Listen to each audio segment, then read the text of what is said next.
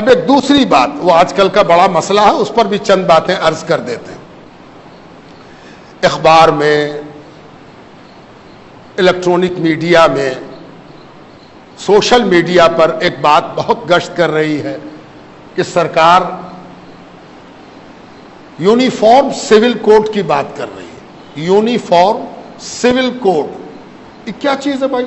مسلمان کے بہت بڑے طبقے میں ایک پریشانی اور ہیجان لوگوں نے پیدا کر دیا کہ ہے کیا ہوگا، کیسے ہوگا؟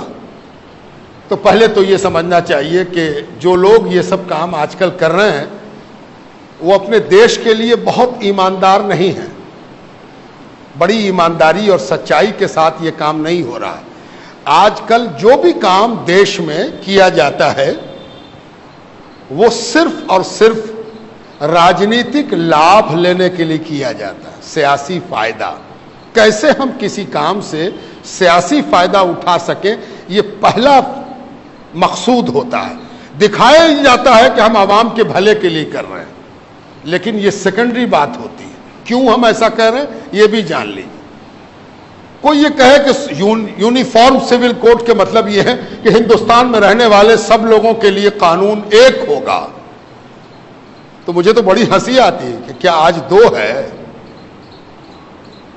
ہم مقدمہ کریں گے تو میرا کوٹ الگ ہے، کوئی غیر مسلم ہم پر مقدمہ کرے گا تو اس کا کوٹ الگ ہے، مسلمان کے لیے قانون الگ ہے، ہندو کے لیے قانون الگ ہے، عیسائی کے لیے قانون الگ ہے۔ کیا بات کر رہے ہو بھائی؟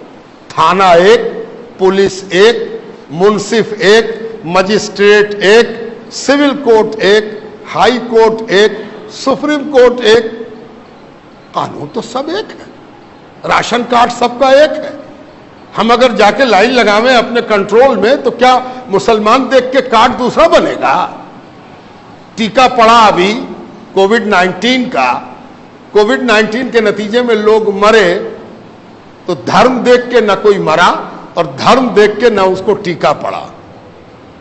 پورے ہندوستان میں رہنے والے تمام بھارت واسیوں کے لیے ایک قانون ہے، ایک بات ہے۔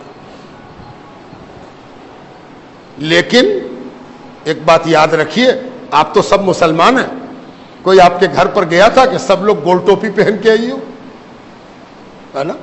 کوئی گول پہن کے آیا، کوئی پلے والی پہن کے آیا، کوئی اونچی پہن کے آیا، کوئی نیچی پہن کے آیا۔ اس کا تعلق قانون سے نہیں ہے، اس کا تعلق آپ کی ذاتی پسند سے ہے۔ آپ کی ذاتی پسند ہے کہ ہم گول ٹوپی پہنے، آپ نے گول پہنا، کون آپ کو روک دے گا؟ اگر روکتا ہے کوئی تو اس کے مطلب یہ ہے کہ اس کا دماغ کھسک گیا ہے نا؟ جیسی ٹوپی پہننا آپ پہنی، یہ آپ کی پسند ہے۔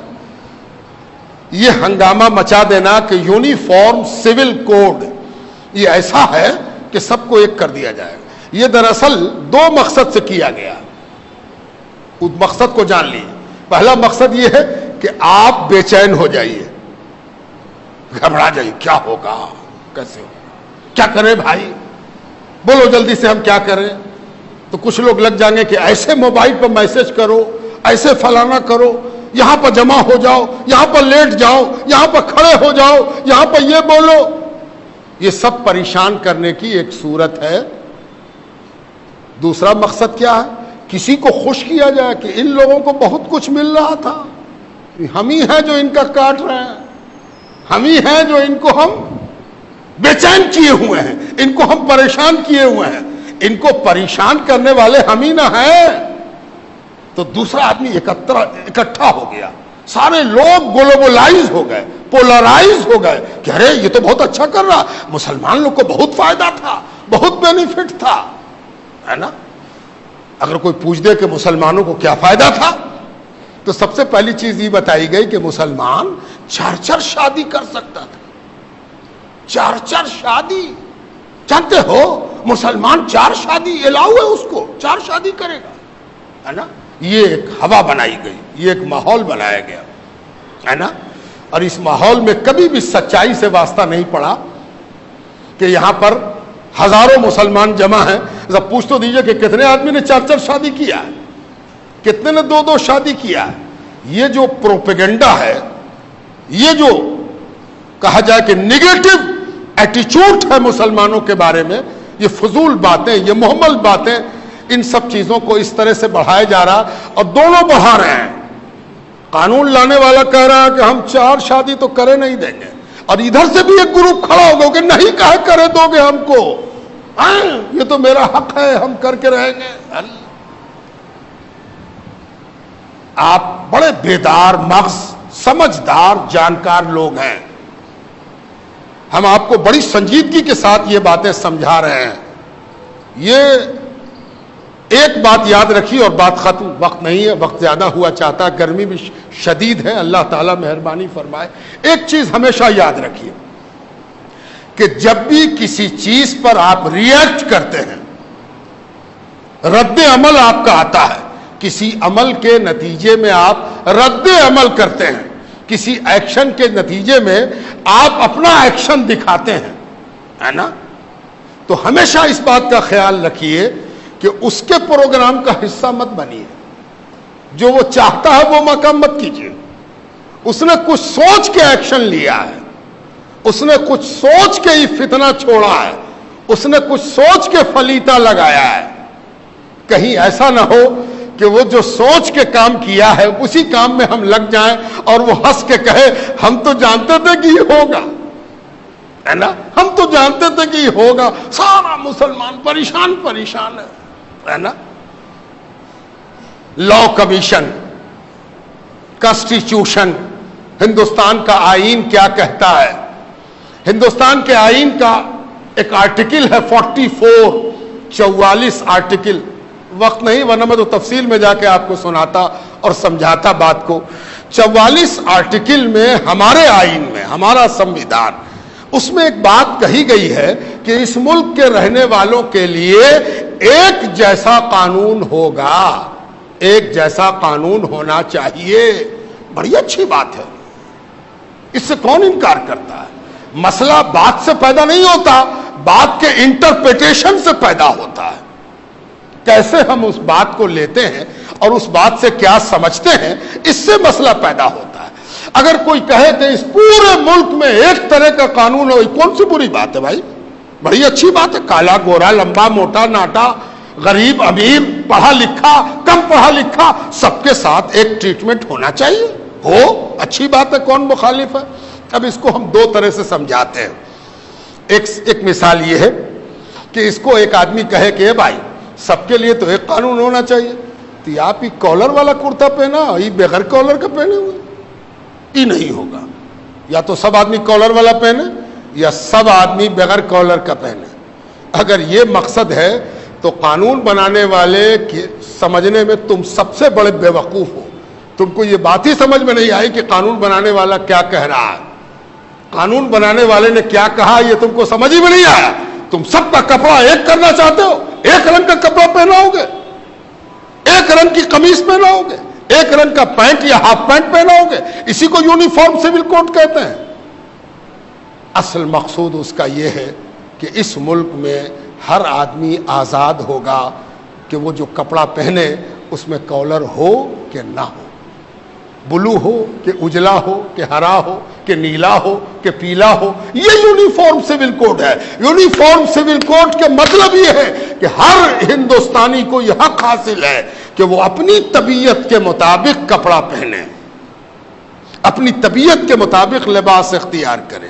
حیرت کی بات ہے کہ اس ملک میں جہاں ہر 4 کوس پر بولی بدل جاتی ہے اور ہر 4 کوس پر پرتھا بدل جاتی ہے، رسم بدل جاتا ہے، رواج بدل جاتا ہے، ٹریڈیشن بدل جاتا ہے، وہاں یونیفارم سول کوڈ کی بات اگر کی جا رہی ہے تو آپ ہی کیوں پریشان ہیں؟ سب لوگ پریشان ہوں گے، جب ہوں گے تو دیکھا جائے گا، ہے نا؟ مسلمان سب سے پہلے کیوں پریشان ہو جائے؟ مسلمان ہی سب سے پہلے لائن کیوں لگا دے؟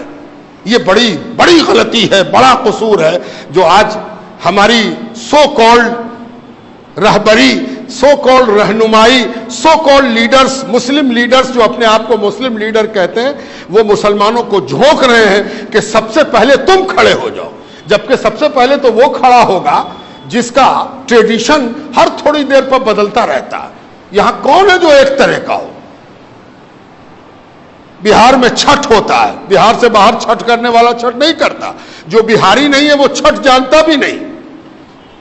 پتہ نہیں کتنے قسم کا کیلنڈر ہے ان کے یہاں بھی پوجا کے الگ الگ انداز ہیں، ساؤتھ اور نارتھ۔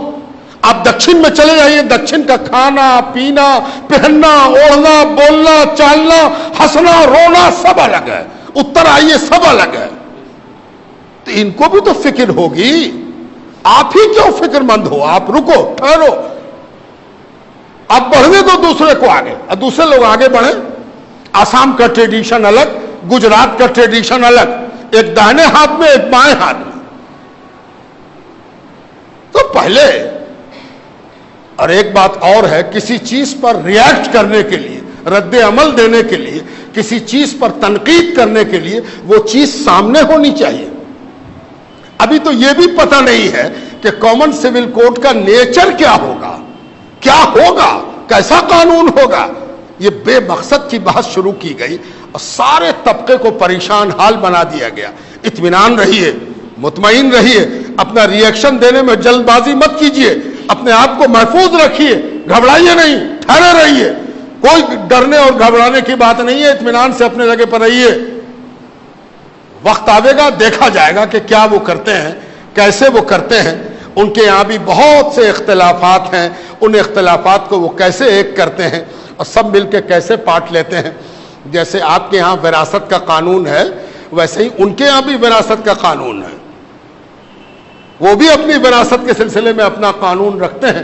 عیسائی کا اپنا قانون، ہندوؤں کا اپنا قانون، بودھوں کا اپنا قانون، پارسیوں کا اپنا قانون، مسلمانوں کا اپنا قانون۔ جب اس مسئلے میں کوئی نقشہ صاف ہوگا تب ہم لوگ ریئیکٹ کریں گے اور ہم لوگ اس سلسلے میں سوچیں گے۔ ابھی بہت زیادہ پریشان ہونا، اپنی حرارت بڑھا لینا، اپنا بخار بڑھا لینا، پریشان ہونا کہ ہم کو کیا کرنا ہے۔ یہ ووٹنگ نہیں ہے کہ ہر آدمی جا کے ووٹ دے آوے، ریفرینڈم نہیں ہے کہ ہر آدمی جا کے اپنی رائے درج کرا دے۔ اطمینان سے بیٹھ